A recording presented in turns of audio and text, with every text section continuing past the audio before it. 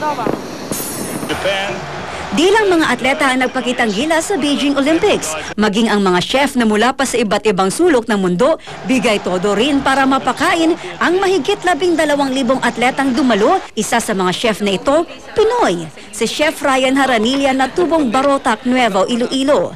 Kabilang si Ryan sa 250 chefs na napili mula sa 5,000 aplikante. Bukod sa kanya, isa pang Pinoy din ang naging chef para sa Olympics, si Norma Frias.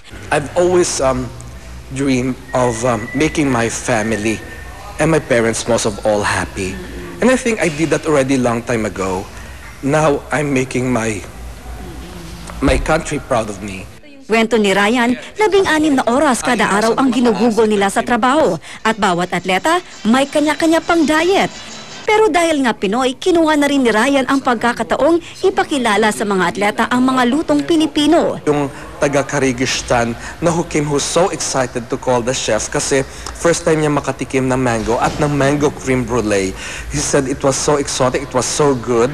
At sabi ko sa kanya, oh, that one came from the Philippines. Sa Amerika na nakabase ngayon si Chef Ryan, na ipamamalas din niya ang kanyang galing sa pagluluto sa mga Hollywood events tulad ng Grammys at Oscars post-parties. Nagtayo na rin siya ng sarili niyang catering at events planning business doon.